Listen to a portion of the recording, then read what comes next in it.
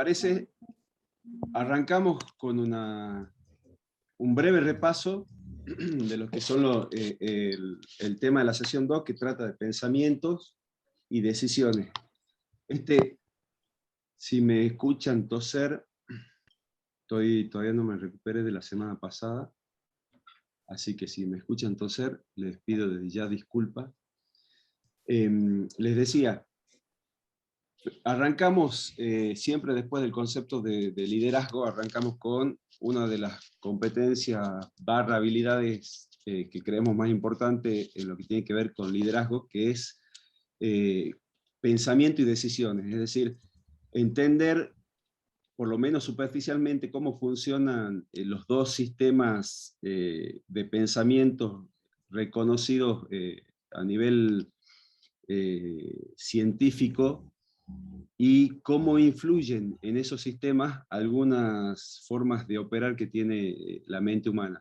Entonces, lo que vemos obviamente es superficial, pero yo les voy a compartir después por el grupo de WhatsApp. Los que entraron a la plataforma y fueron a documentos para descargar probablemente hayan visto que está colgado el libro de un autor que se llama Daniel Kahneman, que es un psicólogo que fue el primer ganador del Premio Nobel de Economía, primer no economista ni matemático, ganador del Premio Nobel de Economía en el 2002, por justamente sus estudios sobre el comportamiento humano a la hora de tomar decisiones económicas. Él escribió un libro bastante difundido a nivel mundial que se llama, justamente como se llama la sesión 2, Pensar rápido, pensar despacio, que son los dos sistemas de pensamiento que investigó durante varias décadas.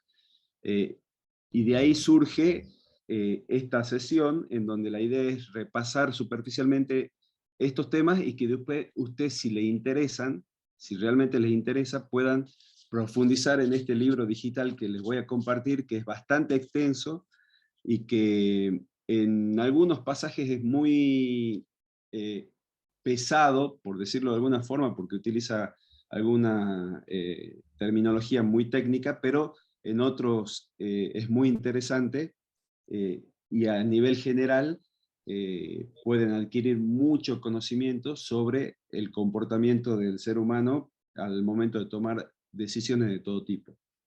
Entonces, para comenzar hacemos un repaso. Nosotros vemos en la sesión 2 que tenemos dos formas en las cuales opera el pensamiento humano: el sistema 1 y el sistema 2.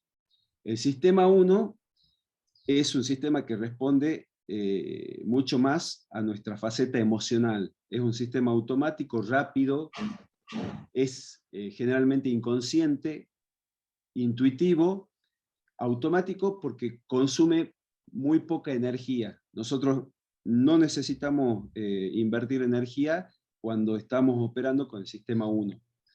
O, en realidad, invertimos muy poca energía cuando operamos con el sistema 1.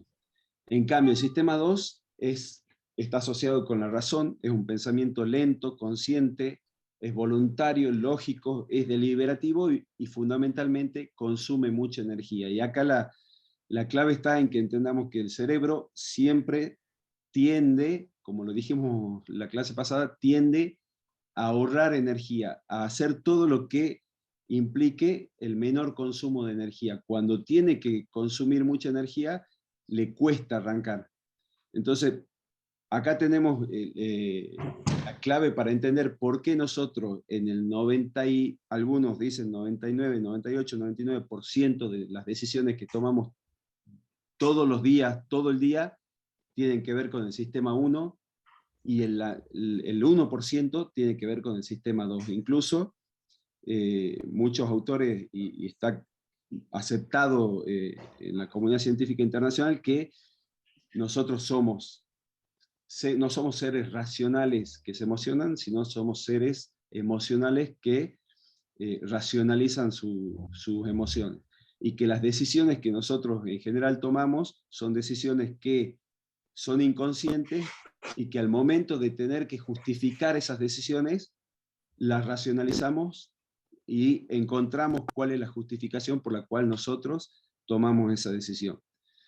Ejemplos sencillos de cuándo opera el sistema 1, que es rápido y automático, cuando tenemos operaciones matemáticas simples, cuando tenemos que detectar una amenaza repentina, cuando una persona nos hace una cara que para nosotros puede resultar muy familiar de enojo, de ira, de tristeza, cuando aprendimos a andar en bicicleta y agarramos una bicicleta después de cierto tiempo, nunca nos olvidamos de andar en bicicleta, no hace falta que pensemos, etc. En cambio, el sistema 2, el sistema 2 que es racional, lo usamos cuando tenemos que pensar en cosas que son más complejas. Por ejemplo, cuando aprendemos a conducir un automóvil o cuando aprendemos a andar en bicicleta, hasta que lo automatizamos, estamos utilizando el sistema 2, que es lento y racional. Cuando estudiamos para un examen, cuando realizamos operaciones matemáticas complejas, etc. Entonces, estas son básicamente las diferencias entre ambos sistemas. Y siempre nosotros tenemos, en general, conflictos entre el sistema 1 y el sistema 2, entre lo que es el pensamiento rápido y lo que es el pensamiento lento. Hagamos un ejercicio, ahí les pido que abran el chat y hagamos un ejercicio para ver si en este caso entra en conflicto ambos sistemas, ¿sí?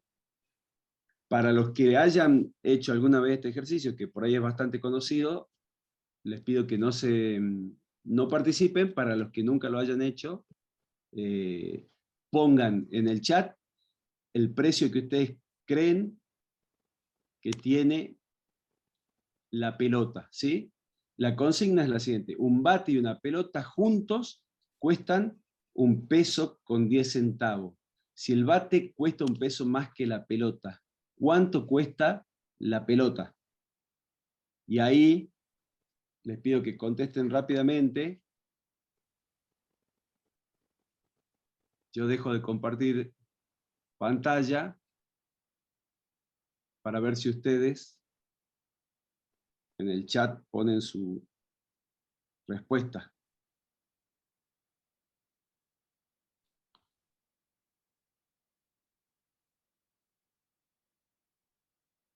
Mariana dice 6. El bate, yo repito la consigna, el bate y la pelota juntos cuestan 1 peso con 10 centavos. Si el bate cuesta 1 peso más que la pelota, ¿cuánto cuesta la pelota?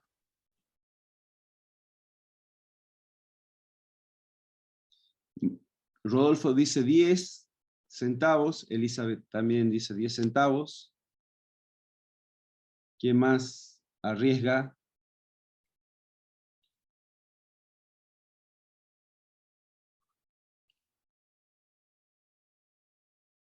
¿Nadie más arriesga? 60 centavos, dice María José. Julio dice 10 centavos. Perfecto, vuelvo a compartir pantalla. Y les doy la respuesta. La pelota cuesta 5 centavos. ¿Sí? Y en general, la mayoría de las personas contestan, tal como contestaron la mayoría de ustedes, 10 centavos, porque es la respuesta que nos trae el sistema 1. Es intuitiva la respuesta. Si el bate y la pelota cuestan 1 peso con 10 juntos, y el bate cuesta 1 peso más que la pelota, intuitivamente nuestra respuesta es 10 centavos, porque es lo que resta del importe que estamos mencionando. Pero en realidad la pelota cuesta 5 centavos y el bate cuesta 1 peso con 5 centavos. En total da 1 peso con 10 centavos. La trampa está en cómo está formulada la consigna, ¿sí? El bate cuesta 1 peso más que la pelota. Si la pelota costara 10 centavos, el bate costaría 1 peso, perdón, si la pelota costara 10 centavos, el bate debería costar 1 peso con 10 centavos, porque es 1 peso más que la pelota. Y 1 peso más 10 centavos más un peso son un peso con 10 centavos. O sea, ¿se entiende lo que la suma? Lo que intuitivamente nosotros hacemos es decir que la pelota cuesta 10 centavos. Si nosotros hiciéramos un cálculo mucho más preciso, usando el sistema 2, el sistema lento y racional, a esta cuenta la sacaríamos relativamente rápido. Nos llevaría un pequeño tiempo, pero intuitivamente nosotros contestamos en 10, 20, 30 segundos lo que contestaron la mayoría, 10 centavos. Pero si nos tomamos un minuto y medio, 2 minutos, seguramente todos llegaríamos a la respuesta correcta.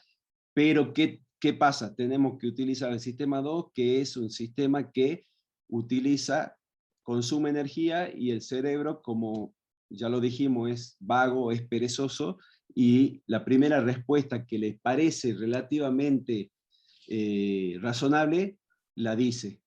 ¿Sí? Vamos con otro ejercicio. Esto se llama efecto Stroop, y seguramente varios de ustedes ya lo hicieron. También acá no hace falta que pongan en el chat lo que ustedes ven. Simplemente, si quieren, si pueden, les pido que habiliten sus micrófonos en este momento, y yo les presento una imagen y ustedes responden de acuerdo a esta consigna. Habiliten el micrófono y rápidamente digan en voz alta de qué color es la palabra que les voy a mostrar a continuación. Repito la consigna, digan en voz alta de qué color es la palabra que les voy a mostrar a continuación, rápidamente. Va la primera. Verde. Verde. Rojo. Naranja. Azul. Amarillo. Negro. Naranja. Negro. Bueno, ahí ganamos? ¿Qué ganamos? que el certificado de participación. En general, en este también hay que tener una concentración relativamente alta para responder rápidamente cuál es el color de la palabra, en lugar de responder lo que la palabra dice. ¿Sí? La mayoría de los que hacen este ejercicio por primera vez, seguramente ustedes ya lo habrán visto y lo habrán hecho, los que hacen este ejercicio por primera vez dicen lo que dice la palabra y no el color de la palabra. ¿Por qué? Porque el sistema 1 es el que prima antes que el sistema 2. Y cuando nosotros, lo que es más fácil para nosotros es leer la palabra antes que captar el color de la palabra y decir el color.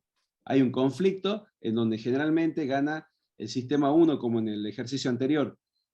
Pero si nosotros nos detenemos un par de segundos más, logramos que prevalezca el sistema 2, que es el sistema de la razón. Entonces, hay siempre un conflicto, y cada vez que hay un conflicto, para que el sistema 2 prevalezca sobre el sistema 1, para que la razón prevalezca sobre la intuición, requiere que hagamos un esfuerzo cognitivo, que invirtamos cierta energía y tomemos una decisión. Entonces, esto tiene que ver con, como lo dijimos, el pensamiento y la toma de decisiones sobre lo que nosotros percibimos continuamente, que es la realidad. Nosotros sobre la realidad tenemos dos preguntas: ¿cómo procesamos la información que percibimos de nuestra realidad? ¿Sí? ¿Y qué tipo de información procesamos? La primera pregunta, ¿cómo procesamos la información?, tiene que ver con la forma, lo que estamos viendo ahora, sistema 1 y sistema 2. A la pregunta ¿qué información procesamos?, tiene que ver con el fondo, tiene que ver con nuestros modelos mentales y con nuestra atención. ¿A qué le prestamos atención de todo lo que percibimos? Y eso lo determina nuestro modelo mental, que es lo que vamos a ver en la sesión 4, no en la próxima que vemos emociones, sino en la que le sigue, que vemos precisamente modelos mentales y empatía. Entonces, lo que nosotros ahora estamos viendo es cómo procesamos la información que percibimos. Y ahí otra vez vuelvo a lo procesamos de dos formas, una en forma intuitiva y otra en forma racional. Siempre, en la mayoría de los casos, prevalece nuestro pensamiento rápido, nuestra intuición antes que nuestra razón. Y acá vienen el otro tema que vimos en la sesión 2, que tiene que ver con los sesgos y heurísticos, que son atajos mentales que nosotros vamos desarrollando a lo largo de nuestra vida y según nuestra experiencia, y que nos permiten ahorrar energía que en forma de procesamiento de información, es decir, dejamos de procesar la información en forma racional y lo hacemos en forma intuitiva. Y cuando esos atajos mentales son atajos que en general son acertados, se los denomina heurísticos. En cambio, cuando son en general atajos cuya conclusión es incorrecta, son sesgos. Y esto también son los denominados prejuicios. Déjenme tomar un traguito de agua.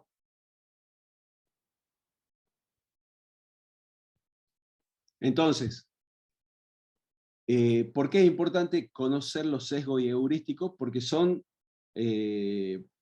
mecanismos mediante los cuales nuestro cerebro opera y que nos afectan a todos y cada uno de nosotros en distintas formas. Cuando esto afecta a personas que lideran un conjunto de personas, valga la redundancia, esos sesgos pueden tener determinadas consecuencias. Esos sesgos o heurísticos pueden tener consecuencias positivas o negativas. En general los sesgos tienen consecuencias negativas. Les muestro un ejemplo. Déjenme. Ahora voy a compartir otra vez pantalla y les muestro un ejemplo de lo que es un sesgo patente.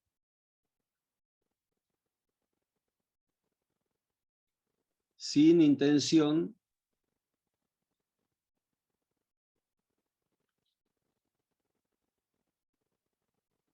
¿Están viendo la pantalla ahí? ¿Mi pantalla?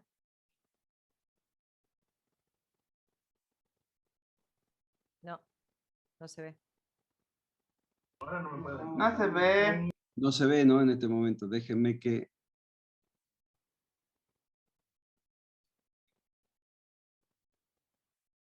encuentre el video en el cual les quiero.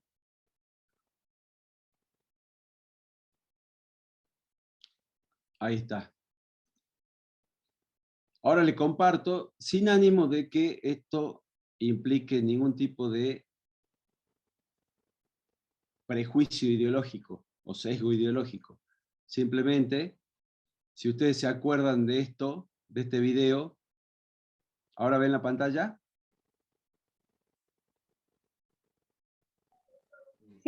Sí. Sí. Perfecto. Si ustedes se acuerdan de este video,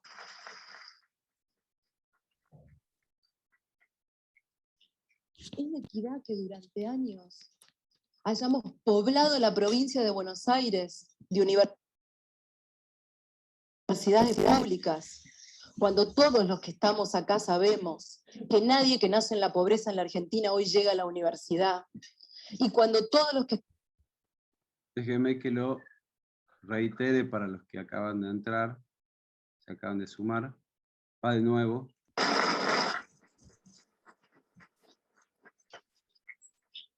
Es de equidad que durante años hayamos poblado la provincia de Buenos Aires de universidades públicas, cuando todos los que estamos acá sabemos que nadie que nace en la pobreza en la Argentina hoy llega a la universidad. Y cuando... Bueno, ahí, si ustedes quieren habilitar el micrófono y opinar, esto es para mí un sesgo muy evidente que tiene en este caso María Eugenia Vidal como gobernadora de la provincia de Buenos Aires en relación...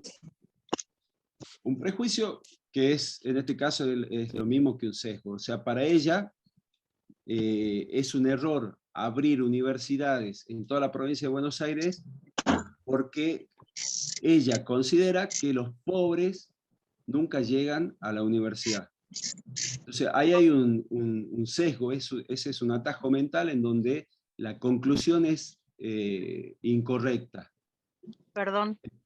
Sí. Bueno, Adelante. pero también, perdón, no sé si yo estaré mal, pero también tiene que ver con la interpretación. Yo lo que entendí, por ejemplo, cómo se atacó y es algo que realmente estamos viviéndolo. La educación pública desde hace muchísimos años está en crisis, es una fantasía, porque cuando tenemos familias que tienen que pagar maestros particulares o la existencia misma de la escuela privada, eso está denotando que la escuela pública no brinda garantías. Y lo vivimos nosotros acá bien en el norte, donde tenemos aulas con 40 chicos, donde las madres por semanas hacen fila para poder ingresar a sus niños a un aula. Entonces, ¿de qué vale, en realidad, como yo lo entendí, que se hagan universidades y las escuelas, que son la base, la escuela primaria, secundaria, que son las bases, no pueden terminar los chicos? Hay mucha deserción, ni hablemos de los jóvenes de las comunidades originarias. Entonces, ¿para qué vamos a construir algo, que vendría a ser el destino final, que el otro día usted explicaba? ¿Para qué voy a construir algo si no lo voy a poder contener, digamos, si no voy a poder llenarlo? Entonces, ¿cómo lo interpreté? Karina, lo que vos decís, yo estoy totalmente de acuerdo en el diagnóstico que vos haces sobre el estado de la educación en todo el país, en todos los niveles.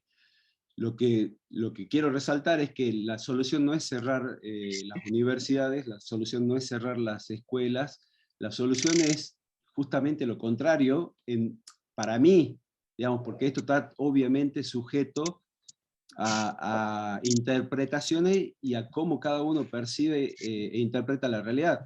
Para mí, lo que dice María Eugenia Vidal es un sesgo, porque la conclusión de que los pobres no llegan a la universidad es incorrecta, sobre todo en nuestro país, en donde la universidad fue una gran facilitadora de la movilidad social en el siglo pasado. Ahora, lo que quiero significar acá es que una líder como María Eugenia Vidal, gobernadora de la provincia de Buenos Aires en ese momento, tiene para mí, reitero, para mí un sesgo en donde para ella los pobres no llegan a la universidad, entonces habría que cerrar las universidades. Cuando en realidad, te cierro la idea, en realidad para mí lo que hay que hacer es mantener las universidades abiertas, generar mayor calidad en la educación y diseñar y ejecutar programas que permitan que la gente que menos tiene logre llegar a la universidad. Es que nunca propuso que se cierren las universidades, lo que propuse es que se asegure la forma de llegar a las universidades. Exactamente, pero bueno, lo que dice María Eugenia Vidal en su frase es que hay que cerrar las universidades. Yo lo entiendo como que no hay que ayudar a los pobres a llegar a las universidades, sino que hay que cerrar las universidades. Entonces, todo de cómo se lo toma. Por eso, pero que hablamos es que... Lo que yo entendí era de que realmente yo no estoy de acuerdo. La luz, el problema de por qué no llegan a la universidad, que para qué vamos a construir si van a estar vacías. Entonces también le dediquemos atención a la base. Eso, por eso digo, por ahí el sesgo también lo podemos tener nosotros quienes escuchamos y nos quedamos con eso y ya lo tomamos con prejuicio, ¿no? Por ahí un sesgo invertido, no sé, pero la interpretación que yo hago es totalmente válida la interpretación, por eso todo es subjetivo y todo se trata de cuáles son los modelos mentales que cada uno de nosotros tenemos y cómo interpretamos.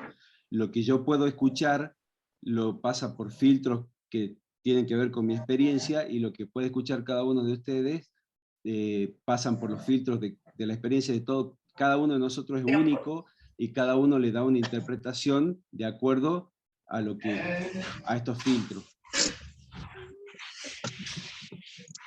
Si no hay sí, porque Roberto, cada uno es un observador distinto. Vivimos diferente. Yo puedo vivir lo mismo que vos y yo lo interpreto de otra manera. Y tomar y tomar esa declaración de María Eugenia cortada, sin entender la explicación, no me parece correcto.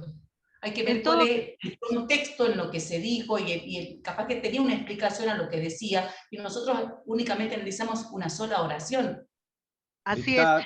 Hay un ejemplo que hace María, que dijo Cristina Fernández de Kirchner cuando ella estuvo en una universidad en Estados Unidos, que ahí sí creo, por ejemplo, para este caso, donde ella dijo, no estamos en la matanza, como diciendo que en la matanza sí no se podía dar eso que estaban viviendo, ¿no?, en Estados Unidos. Y ahí Totalmente. ¿no? Yo porque me gusta analizar dentro del contexto, ¿no? Las frases, todo. Esa es una observación también totalmente válida para lo que estamos hablando. De la misma forma... Roberto, sí. Yo lo que interpreto, por ejemplo, con el pedazo de video obviamente está en un discurso político, siempre un discurso, va dirigido a un sector social. Por lo que interpreto en este caso, fue dirigido obviamente al sector social que ella representa. Lo que está diciendo, a ver, recién cuando hablaba Mariana sobre el contexto, también tiene que ver lo que vos decís, está en una reunión del Rotary Club con empresarios y gente de una posición, de una clase alta, en donde la mayoría de los que están ahí piensan de acuerdo a lo que... piensan igual, o sea, lo ven de la misma manera, o sea, por eso, presuntamente, como decía Mariana, que todos los vemos distintos, digamos, y es por lo que yo interpreto, para mí, ella está haciendo un discurso, obviamente, está haciendo un discurso político referido a un solo sector social.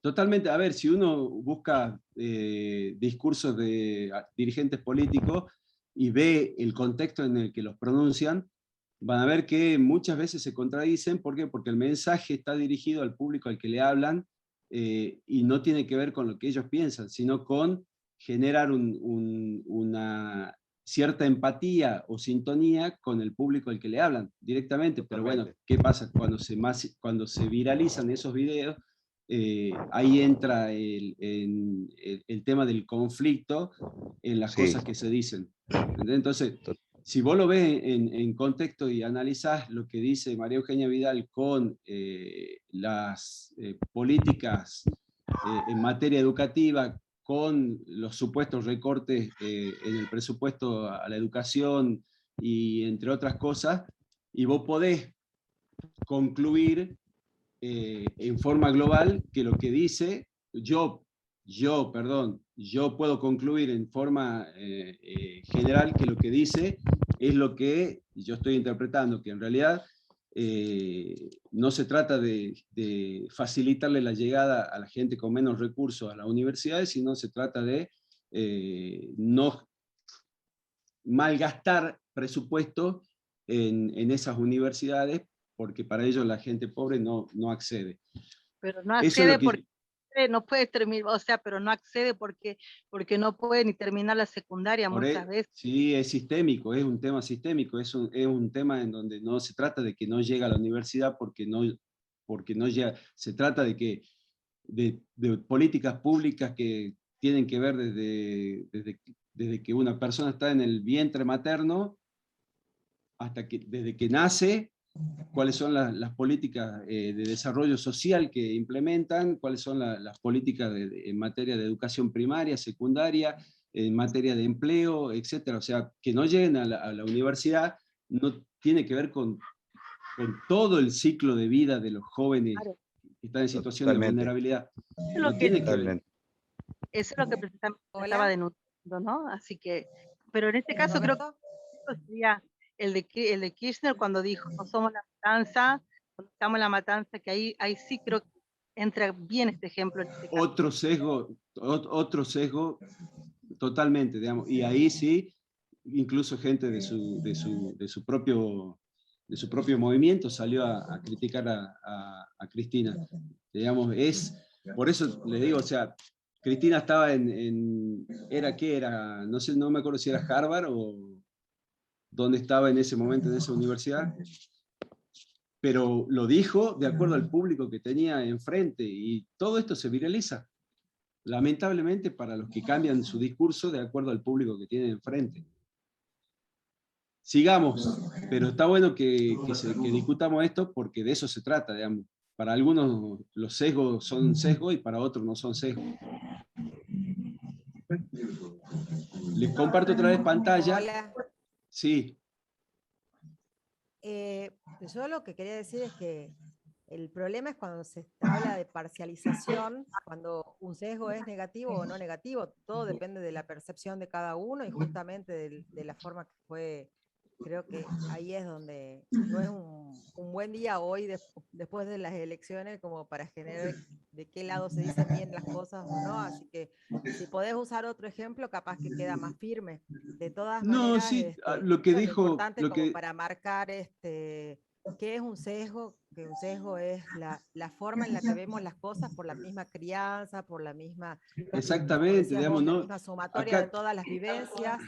Y eso es lo que puede hacer que la parcialidad pueda resultar quizás mucho menos positiva o negativa para una persona o para otra. Y a partir de ahí es que se hacen las construcciones por eso, individuales, políticas, sociales. Lo que totalmente de está mal acuerdo. es decir, esta es la construcción equivocada, porque estamos todos conformando una sociedad y vamos cada uno ocupando espacios distintos. Exactamente, el tema es que no se trata de si uno está equivocado o no, el tema es para qué significa para uno Por eso. la realidad que Y en este está momento, eso es lo aprendiendo. que consiste un sesgo, y por eso es lo que te refraseo para que vos no digas, este es el sesgo equivocado. Pongamos ejemplo, por ejemplo, No, Felipe por eso Negrán. yo lo dije, para mí, Obviamente, por en eso, este Marga, yo lo, momento y con las elecciones nacionales tan en la piel, vamos a sí, sacar no, más de uno. pero a mí me parece bien que se converse, y sobre todo en este momento, porque es justamente un momento en donde estos temas se están discutiendo de la misma forma en que se discutían en el 2019. Y lo que yo digo es, para mí, sí es un sesgo. Probablemente para la gente que estaba en esa reunión del Rotary Club, eso no es un sesgo, y es una apreciación acertada de acuerdo a los modelos el modelo mental que ellos tienen. Probablemente si ella hubiera dicho eso en la reunión, en comedores de La Matanza, la gente no hubiera estado contenta. Probablemente no lo hubiera dicho, porque hubiera adecuado su discurso al público presente. ¿Se entiende? Entonces, a lo que yo voy es, para mí, que yo pertenezco a cierto sector social de este país, lo que ella, y tengo cierta forma de pensar y cierta ideología, para mí lo que ella dice, para mí es un sesgo, para otras personas no lo serán. Y si para mí, vuelvo a reiterar, si una persona que ocupa un lugar tan importante como ella piensa eso, puede tomar decisiones o influir en decisiones, por ejemplo, del presidente en ese momento, para que tome algunas medidas que impliquen, por ejemplo, cerrar algunas universidades que están dispersas por el conurbano bonaerense, y eso puede implicar que mucha gente que está en esa universidad se quede sin la posibilidad de seguir cursando una carrera universitaria. Entonces, yo lo veo desde ese punto de vista, digo, una persona que tiene ese nivel de influencia y ese nivel de poder, con esa afirmación puede tomar decisiones que perjudican a un sector de la sociedad. Otros pueden decir, esa decisión en realidad no perjudica a un sector de la sociedad, esa decisión es acertada, se ahorra presupuesto que se invierte en otros sectores de la sociedad. Nunca dijo universidad. Perdón, no se escucha bien ahí. Nunca dijo de cerrar universidad. Esto ya creo que lo puso imaginario, la construcción de una idea. Lo dijo de esta forma. La mayoría que convino para atacar, no, creo que no han puesto realmente. Por eso, entender, está bien, todo se trata de ámbito donde usted bien estaban los de Rotary Club, otra cosa. Y todo se trata antes de la gente hubiera sido diferente, tal vez si lo hubieran dicho, es verdad, usted tiene razón, ¿para qué van a si no puedo mandar a los chicos a que terminen el 7º grado, por ejemplo? Está O bien. sea, Todo creo que obviamente, todo se trata de... A ver, todo se trata de cómo interpreta uno y qué información tiene uno para interpretar los dichos de otra persona. Como le digo, digamos, si se hace una evaluación global de las políticas educativas, del presupuesto que se destina, etcétera, estuve en contacto en ese momento con funcionarios nacionales. Yo era rector de la Universidad Provincial de Administración Pública en ese momento, y yo estaba en contacto con gente del área del Ministerio de Educación, de la Secretaría de Política Universitaria, funcionarios de Macri, y uno tiene información para interpretar de la forma en que interpreta. Otras personas no lo interpretan así porque tienen otro tipo de información o no tienen otro tipo de información. Por eso yo le digo cuál es mi interpretación en función de la información que yo tengo, experiencia que tengo y entre otras cosas. Pero bueno, vale la discusión y no me quiero extender más para que sigamos un poquito más. Vamos a la siguiente. Así, los sesgos. A ver, si Débora, si podés mutear tu micrófono. Débora. A ver, déjenme salir y silenciar la Débora. Ahí está. Vuelvo a compartir pantalla. Los sesgos y los sesgos son ilusiones cognitivas, así como nosotros también tenemos ilusiones ópticas. Esto los que vieron el material ya vieron esta ilusión óptica, en donde si uno la ve por primera vez y pregunta cuál es la línea que parece más larga, en general, el 95% de las respuestas dicen que la línea más larga es la B. Pero esto se trata de una ilusión óptica porque si sacamos las flechas que están en los extremos, vemos que ambas líneas son iguales. Entonces son ilusiones ópticas. Entonces, al igual que las ilusiones ópticas, nosotros tenemos también ilusiones cognitivas que son los sesgos. Acá no lo puedo mostrar bien, pero si ustedes vieron un video que está colgado que les compartí, que es el video de Dan Ariely, si ustedes también preguntan cuál de estas dos mesas es más larga, en general casi el 100% va a decir que la mesa más larga es la mesa A. Y en realidad tienen la misma longitud. Esto se lo puedo demostrar poniendo esta mesa al lado de esta y van a ver que es igual, pero en este momento no lo voy a hacer porque tendría que salir de la presentación y no me quiero demorar un poco más. Entonces, entre los sesgos que encontramos, los más comunes, tenemos, por ejemplo, este sesgo de anclaje, en donde les pido otra vez que vayan al chat y tiren un número de acuerdo a la siguiente consigna, para mostrarles más o menos cómo funciona el sesgo de anclaje. En el año 2019, fue récord histórico en producción de huevo en Argentina y el consumo de huevo per cápita se incrementó considerablemente. Esto es un hecho, esto es verdad. Entonces, la primera pregunta es, ¿ustedes creen que se produjeron más o menos de 4.000 millones de huevos por año? En el chat estimen un número en miles de millones, por ejemplo. Si el año 2019 fue un récord histórico en producción de huevo en Argentina, ¿cuántos millones, miles de millones de huevos creen que se produjeron? ¿Sí? Estimando un número. Y a la pregunta 2 es,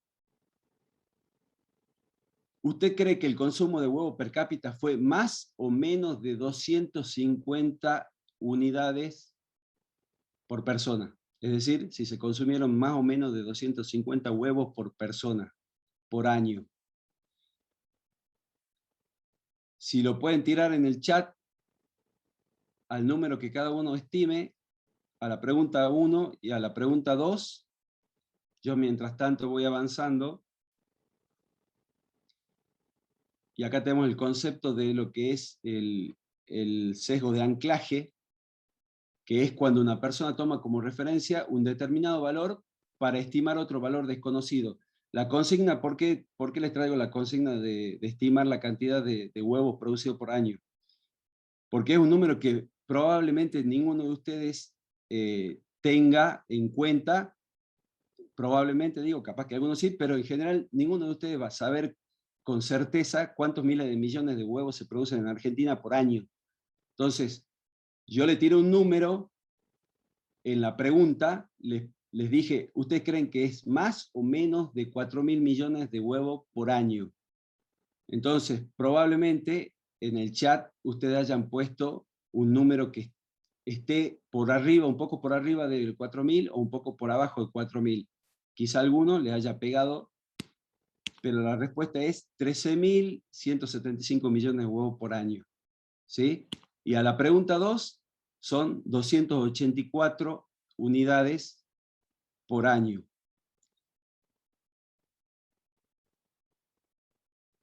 No sé si, bueno, no hicieron ninguna estimación en el chat, pero en general lo que sucede en este tipo de sesgo es que tomando el valor de referencia que se dice, en este caso 4.000 millones de huevos por año y 250 unidades per cápita, una persona estima a partir de ese número en un poco más o en un poco menos, de acuerdo a algún conocimiento que tenga sobre el tema o en forma aleatoria. Eso es lo que sucede, por ejemplo, en general cuando hay una compra-venta de un auto, de un inmueble o de lo que fuera, la persona que tira el primer precio, sea el comprador o el vendedor, lo que está tratando de hacer es tratando de anclar el precio en un número a partir del cual se moverán un poco más para arriba, un poco más para abajo, pero en general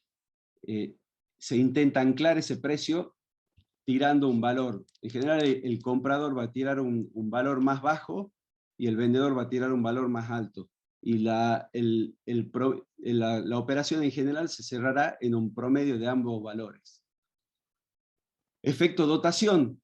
Este es un poco más sencillo. Acá esto tiene que ver con que una persona siempre está en general dispuesta a pagar menos por algo que no tiene y a vender eso mismo, si es que lo tiene dentro de su propiedad, por un valor mayor. ¿Sí? Acá tengo un ejemplo. Si soy un consumidor de vino y tengo una botella de determinada marca que cuesta 2.000 pesos, ¿sí? A ver, vuelvo al ejemplo. Si yo tengo una botella de un Malbec de colección, no estaría dispuesto a venderla por menos de 2.000 pesos. ¿Sí? Yo para venderla pido 2.000 pesos. Ahora, si esa misma botella, que yo no la tengo, viene alguien y me la ofrece a 2.000, yo consideraría que está cara. Es decir, por el mismo bien que yo pido un valor, no estoy dispuesto a pagarlo si es que quiero comprarlo. ¿Sí? Eso también en general es un sesgo. Otro sesgo es el retrospectivo, que esto también sucede, es el clásico con el diario del lunes. En general, cuando algo sucede, muchos decimos, esto era obvio que iba a pasar, pero en general, cuando eso no sucedió, nadie se anima a decir que va a suceder. Y esto que pasa mucho en el sector público, la falacia del coste hundido, tiene que ver con inversiones que ya hicimos sobre proyectos que en un determinado momento es evidente que no van a prosperar, pero por todo lo invertido seguimos ejecutando el proyecto para no perder lo invertido, y en realidad lo que estamos haciendo es, estamos perdiendo más plata, más recursos, más tiempo, porque ya invertimos cierta cantidad de recursos. Esto tiene que ver mucho con proyectos, por ejemplo, que hay una diferencia entre el sector privado y el sector público. En el sector privado, cuando hay un proyecto que no avanza se hace una evaluación y se tiene en cuenta si los resultados, si es evidente que los resultados no se van a conseguir, el proyecto se da de baja y todo lo que se invirtió va a pérdida. En cambio, en el sector público muchas veces sucede, la mayoría de las veces, y lo vi, que cuando un proyecto no es evidente que no va a lograr los resultados propuestos, el proyecto se sigue ejecutando aún sabiendo que lo que ya se invirtió se va a perder, y se va a perder más porque se sigue invirtiendo recursos que no van a obtener los resultados logrados. Todo esto, vamos terminando con el tema, tiene que ver con en qué ambiente se da la forma de pensar que tienen las personas, y que en general tienen que ver con dos tipos de ambiente. Uno al que se le denomina un ambiente de facilidad cognitiva, y el otro un ambiente de tensión cognitiva. ¿Qué significa esto? Cuando hablamos de facilidad cognitiva, hablamos de un ambiente en donde nosotros estamos ante una experiencia que ya conocemos, porque ya la vivimos varias veces, una experiencia que es repetida, o ante una exposición clara de fundamentos, de argumentos, de hechos, en donde no hay dificultad para comprenderlo, en donde el ambiente es relajado y nos genera cierto buen humor, donde las cosas nos resultan familiares, donde en general todo lo que se nos aparece, todo lo que se nos presenta, parece verdad, no hay duda de que es como tal como se nos presenta, y en general nos resulta fácil comprender lo que está sucediendo. En ambientes donde se da una o varias de estas características, son ambientes donde se dice que hay facilidad cognitiva. ¿Qué significa? Que opera el sistema 1, es decir, todo fluye, no es necesario que razonemos, no es necesario que realicemos operaciones complejas, todo es relativamente amigable, sencillo, fácil de entender, no hay dudas, hay certezas y demás. Entonces, eso es un ambiente de facilidad cognitiva. Sin ánimo de meterme otra vez en la discusión, pero ya que estuvimos charlando del tema, si ustedes me preguntan cuál sería un ambiente de facilidad cognitiva, el ambiente de la reunión del Rotary Club con María Eugenia Vidal es un ambiente en donde yo creo que era de facilidad cognitiva, tanto para el público presente como para María Eugenia Vidal, sin ánimo de meterme otra vez en la discusión, pero ya habiendo hablado del tema, supongo que ustedes lo van a comprender a qué me refiero con el ejemplo. En cambio, el ambiente opuesto es un ambiente de tensión cognitiva en donde opera sí o sí el sistema 2, que es racional, lógico y deliberativo. Cuando un ambiente tiene tensión cognitiva, es lo opuesto a un ambiente de facilidad cognitiva. Cuando las experiencias son nuevas para nosotros, es decir, no son familiares, son extrañas, tenemos que procesar la información que estamos recibiendo para ver en dónde estamos parados. Cuando la exposición de hechos o de información es confusa, no logramos comprenderlas, entonces tenemos que comenzar a pensar y a repensar lo que nos están diciendo para hacer un análisis y sacar conclusiones. Cuando hay un ambiente tenso, por diferencias de cualquier tipo, o cuando resulta difícil, o parece dudoso, resulta difícil, los hechos, la información que se nos está presentando. Cuando alguna de estas características o varias se dan en conjunto, nosotros estamos en un ambiente de tensión cognitiva, donde lo que opera es nuestro sistema 2, que consume mucha energía porque recurre a muchos recursos cognitivos. En general, las personas que lideran equipos de trabajo o conjuntos de personas, proyectos y demás, en general en el ámbito laboral se encuentran en ambientes de tensión cognitiva más que en ambientes de facilidad cognitiva.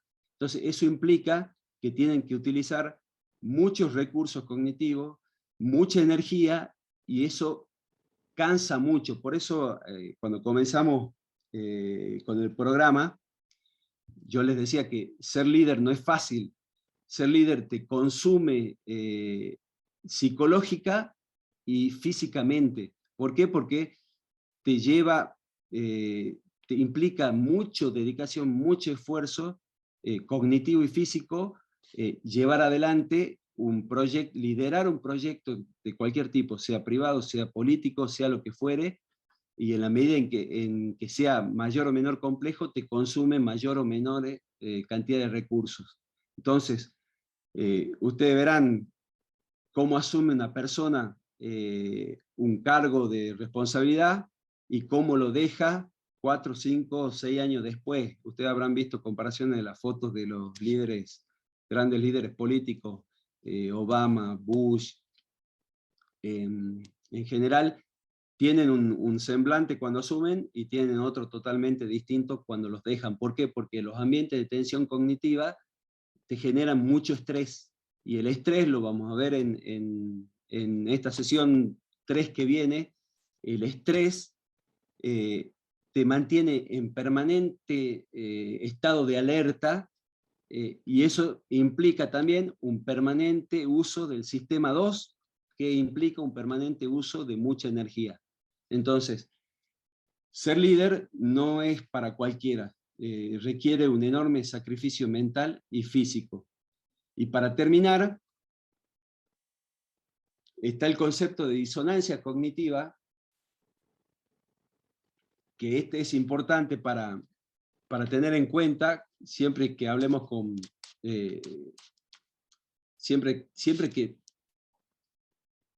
en las relaciones interpersonales, tanto en las relaciones interpersonales como en nuestra evaluación o autoevaluación de lo que nosotros pensamos, hacemos y decimos. Para los que hayan visto el video de disonancia cognitiva que está colgado en la plataforma, que también lo compartí en el grupo de WhatsApp, no es difícil de comprender, pero sí es difícil de poner de ejecutar. La disonancia cognitiva se da cuando se presenta ante nosotros información o hechos que contradicen valores, creencias, conocimientos o información que nosotros ya tenemos adquirido, internalizado. Entonces, se nos presenta a nosotros una información que contradice algo que yo creo realmente. Pongamos un ejemplo.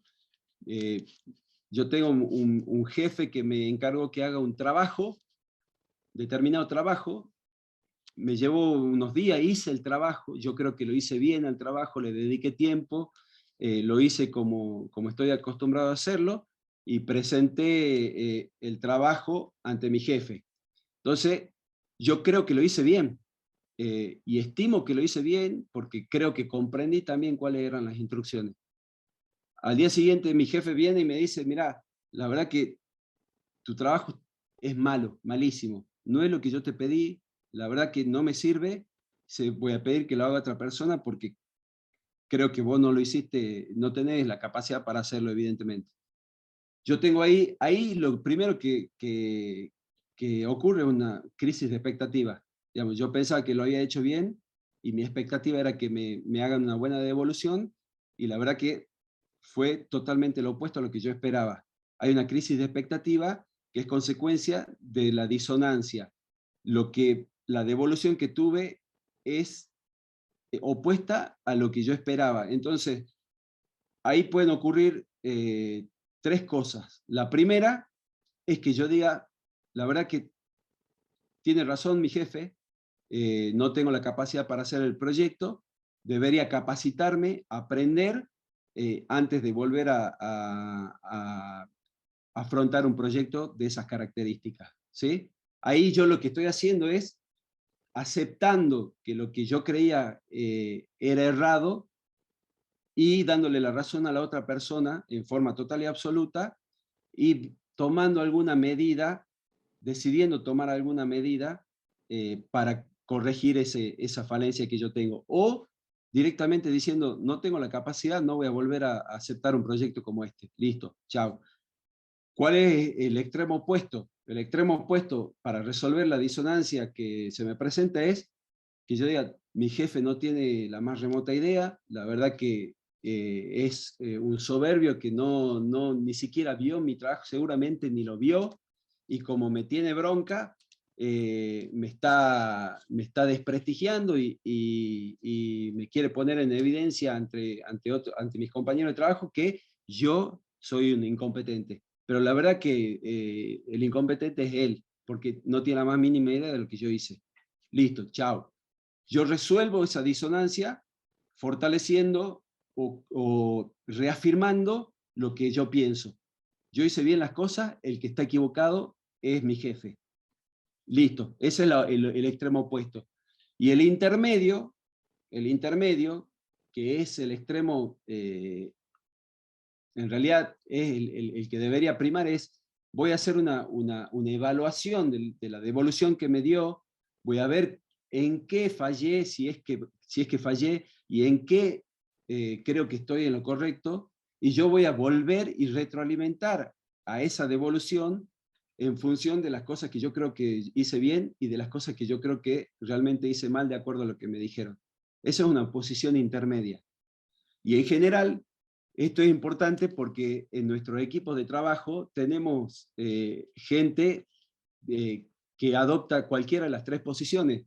En general, los que son soberbios, los que son reacios a cambiar, los que se mantienen en su zona de confort, son aquellos que rechazan cualquier tipo de información o de hecho que contradiga lo que ellos creen y se mantienen en su posición. No cambian, siguen siendo como son.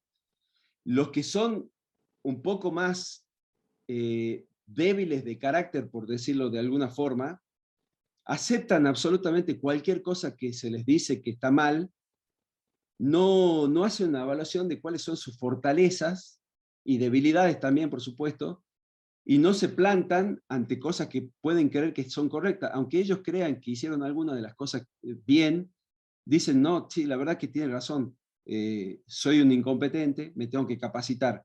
Aceptan plenamente lo que se les dice. Digamos, esos dos extremos, para un equipo de trabajo y para cualquier líder que conduzca ese equipo de trabajo, no son buenos. Los buenos son los intermedios que hacen una evaluación de esa disonancia que se le está presentando y eventualmente pueden llegar a la conclusión de que sí, están errados en todo, o de que no están errados en nada, o de que están errados en algunas cosas y en otras tienen razón. Pero hacen una evaluación concreta y razonada, utilizando en forma muy profunda el sistema 2, y luego dicen lo que piensan, mencionan cuáles son sus conclusiones y debaten. Esos son los que forman mejores equipos de trabajo, porque son personas que razonan y utilizan el sistema 2. Esto también requiere, obviamente, estar en una posición intermedia, requiere mucho esfuerzo y mucho esfuerzo cognitivo. Entonces, con este último tema, cierro todo lo que tiene que ver con los contenidos que vimos en la sesión 2 y abro para que hagan cualquier tipo de observación, sugerencia, si quieren comentar algún tipo de experiencia que hayan tenido en relación con los temas que estuvimos conversando. ¿Lo podemos hacer? No sé si en el chat.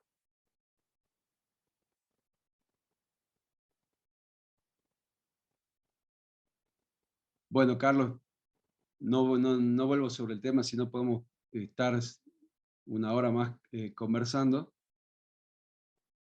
¿Alguien que quiera compartir alguna experiencia? A ver, vuelvo sobre el tema de la importancia de tomar decisiones. Cuando les comparto el libro, para aquellos que lean el libro que les voy a compartir, el tema de la intuición es un tema que es muy recurrente en líderes, sobre todo políticos, digamos, líderes que toman decisiones en base a su intuición y en algunos casos les sale bien y en muchos otros casos le sale mal. En la mayoría, por una cuestión estadística, la mayoría de las decisiones que se toman en base a la intuición son desacertadas. No se le pega más que si se decidiera tirando una moneda al aire. ¿Por qué sucede esto?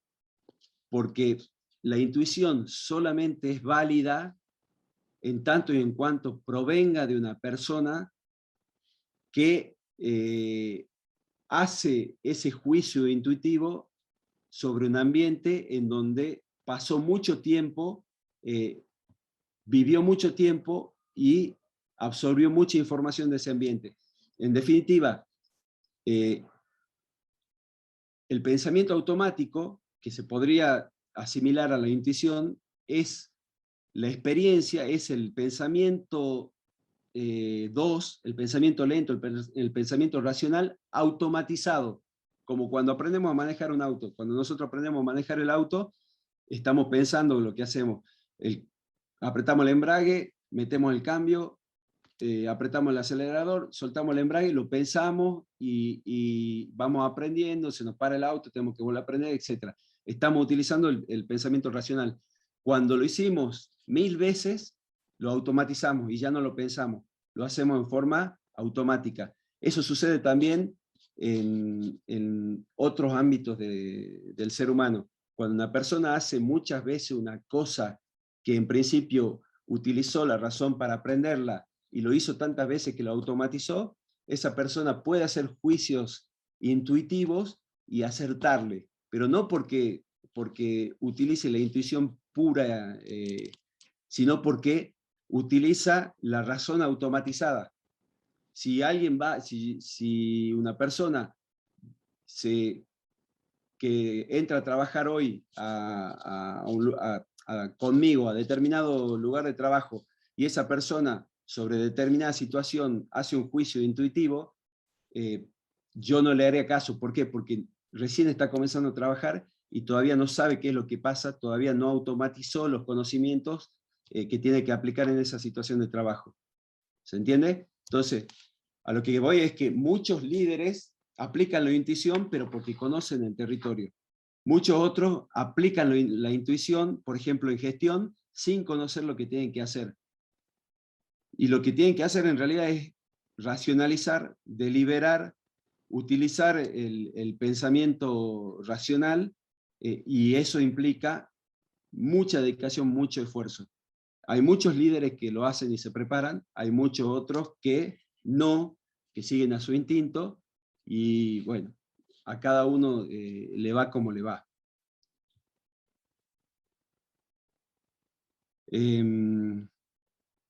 Bueno, no hay ninguna sugerencia, observación, ninguna experiencia que quieran compartir. Vamos cerrando entonces la conferencia.